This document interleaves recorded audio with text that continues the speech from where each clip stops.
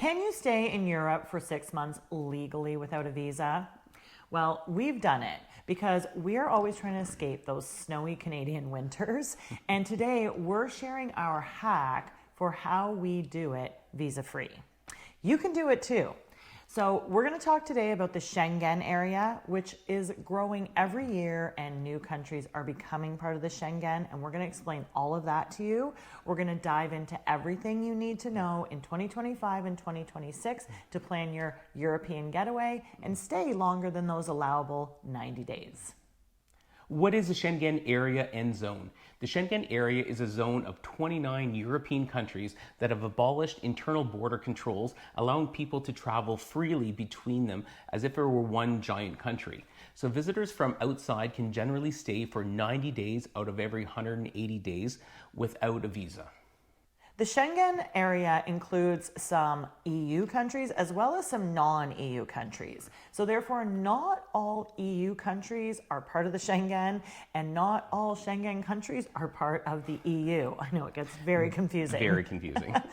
So we're going to put a list up right now showing you all the Schengen countries in Europe. We will also leave this list in the description for you for an easy reference for later.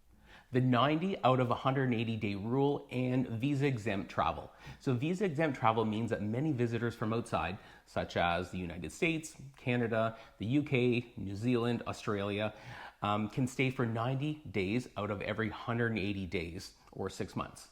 So for example, if you fly into France on June 1st and over the next 3 months, you travel by air, by land, you visit Portugal, Spain, come back to France, you only have 90 days to visit all three of those countries. And you have to leave on or before August 29th because August 29th is your 90th day. You would then have to wait another 90 days before returning to any of the 29 countries in the Schengen area.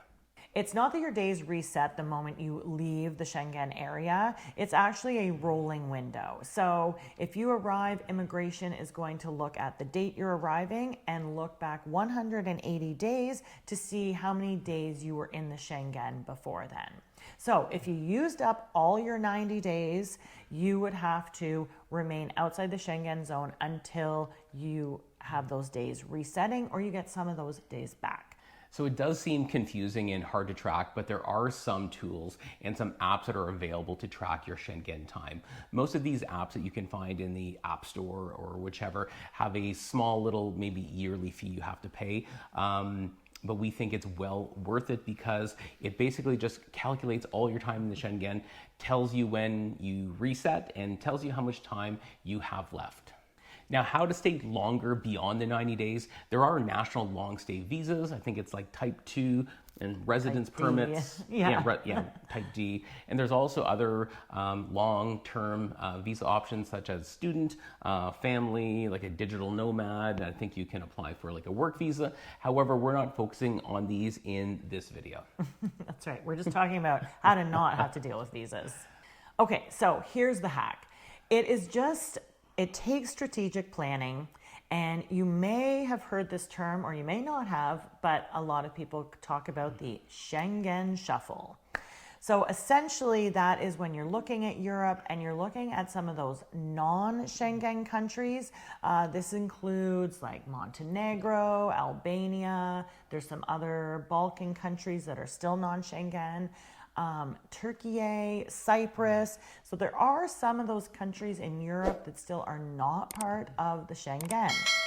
So for example, last year we spent 6 months abroad because we love a winter in Europe where it's warmer and there's no snow. So we first landed in Montenegro, a non-Schengen country. And each of these we did for about a month or 28 days. We then went to Albania by bus, another non-Schengen country. But then after that, we flew to Poland. So our days in the Schengen started in January. From Poland, we flew to Portugal, another Schengen country. So we were up to around 60 days. And then after that, we left and went to Cyprus. So again, another non-Schengen. So we've been away already for 4 months, but only spent 2 months in Schengen countries. So we did Cyprus, and from Cyprus we went to Turkey, And then from Turkey, we used up, we wanted to hit up Greece, which again is a Schengen country. So we had another 28 days booked in Greece. So even though we had 6 months abroad, essentially in Europe, only we just divided that up about 3 months in Schengen countries and another 3.5 months in non-Schengen countries. So when you hear people saying the Schengen shuffle or that they've stayed in Europe for more than the allowable 90 days, that's probably what they're doing. And it works very nicely and also just opens up some countries that maybe you didn't think about going to before. It really does. Now, we recommend building in a buffer when you're traveling. If you plan on flying out of the Schengen on your 90th day, there could be maybe a flight or a travel delay. That's sort of happened to us once before. And you could find yourself overstaying your welcome. Yeah, not on purpose. And also something else, if you land in a country, in a Schengen country, and it's 11:55 p.m., that actually counts as your first day in the Schengen. Yeah, so just something to be conscious about. Maybe delay going through border services. I think that might work. Probably would, I guess. Because you don't get the stamp until then. So anyway. But if it doesn't work, don't blame us. New and upcoming changes to watch for in 2025 and 2026.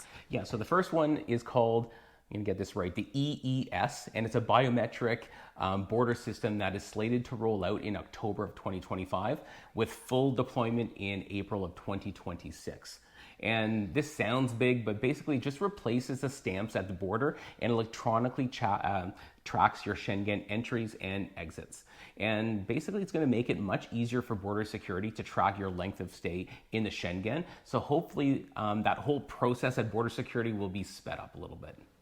Yeah, so no more stamps in the passports. It's just automatic. So yeah, this doesn't cost you anything. If you hear about the EES, it essentially isn't going to affect travelers at all.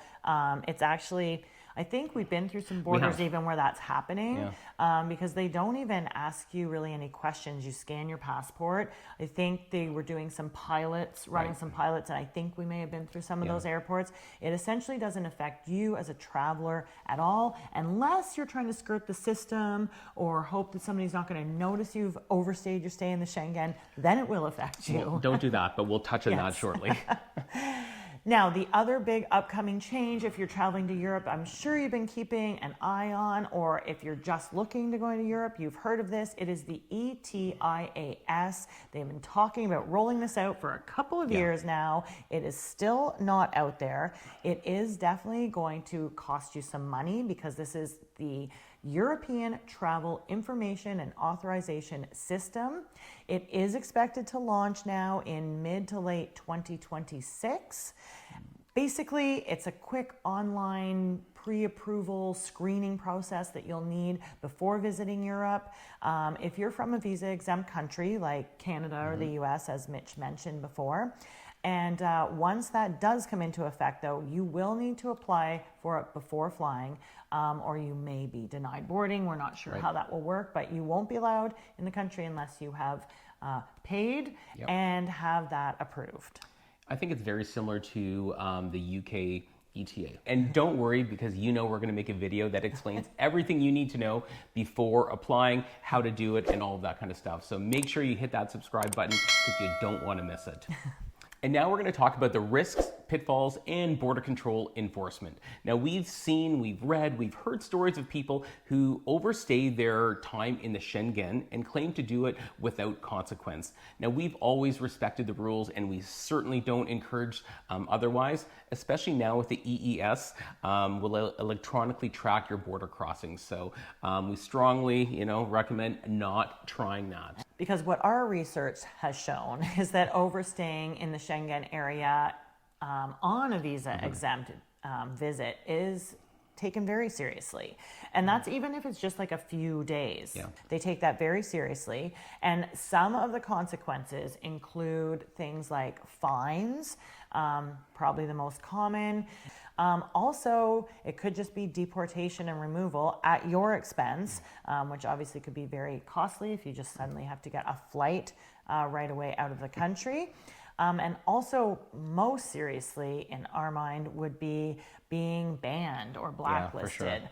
And I'm just going to go back to what we said before. Make sure you allow some extra time, because we almost had this issue when we were leaving the Schengen and we were flying to Vietnam, but somebody didn't have their Vietnam e-visa in time. And we thought, and we hadn't allowed maybe enough time, but it did come in. It all worked out. It all worked out. We encourage you to plan carefully, know the rules, and get informed. So please leave any questions that you might have below. We answer all of our comments and questions. And like and subscribe if you found this video helpful. And until next time, cheers and happy travels. Be free.